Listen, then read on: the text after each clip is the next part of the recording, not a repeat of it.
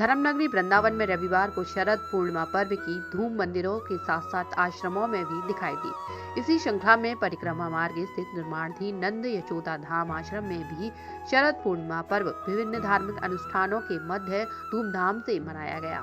यहाँ वैदिक मंत्रोच्चारण के साथ मध्य विधि विधान से पूजा अर्चना कर आश्रम का शिलान्यास संस्थापक ब्रजराज महाराज के द्वारा किया गया। वहीं भक्तों ठाकुर जी एवं गुरु महाराज का पूजन कर आशीर्वाद लिया। संस्थापक महाराज श्री ने नंद यशोदा धाम की उपयोगिता और मानव जागृति संस्थान के उद्देश्यों के बारे में जानकारी देते हुए बताया कि इस आश्रम में वृद्ध महिला और पुरुष दोनों के रहने, भोजन एवं चिकित्सा आदि की निःशुल्क व्यवस्था रहेगी।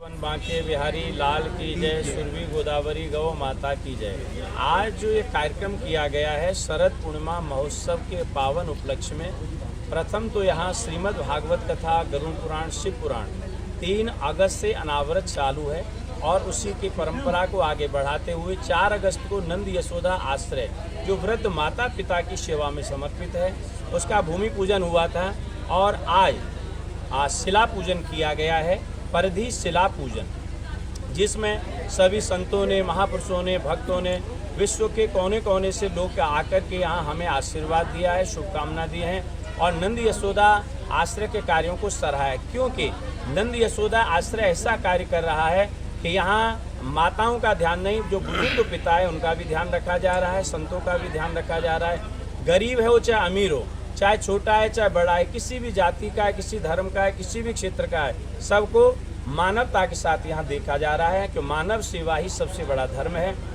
और मानव सेवा ही हमने माधव सेवा को अपना लिया है।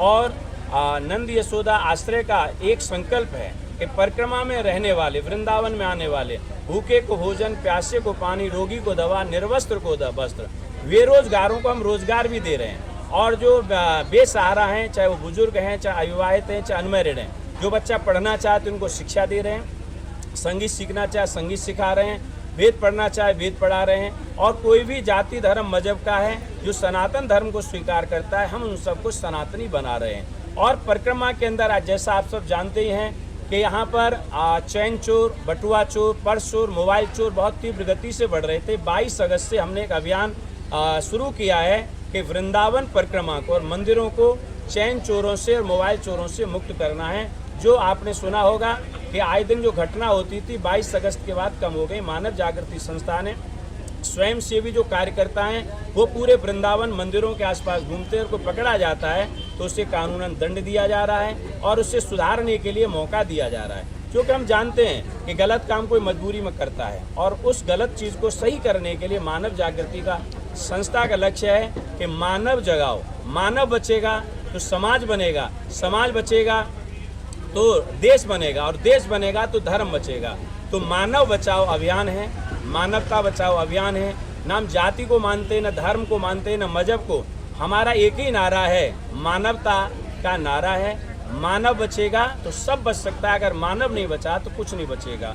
और मानवता के काम को करते हुए नित्य यहाँ पर अखंड भंडारा चल रहा है। प्रातः चाय और खिचड़ी प्रसाद होता है, फिर दोपहर को भोजन होता है, शाम को चाय होती है, फिर रात को यहाँ भोजन होता है। रात को सोने की व्यवस्था है, रहने की व्यवस्था है। कोई भी असहाय बेसहारा कोई आता है, उन सबको भगवान अतिथि देवो भव, अतिथि लेवो भव की भावना नहीं है। और हमारे यहाँ एक कार्य प्रारंभ किया है जो वृंदावन परिक्रमा में सबसे पहले जो भिखारी बना के लोगों को खिला रहे थे, हम सब लोगों को पात्र में यहाँ खिला रहे हैं और भरपेट खिलाते हैं। हमारे ब्रज में कहा गया है, अर्ध भोजन वृद्ध गाय दाता दे नरक हो जाए। जो आधा भोजन खाता है, खिलाता है, वो दोनों ही नरक जाते हैं। तो इस धारणा को हम खत्म कर रहे हैं।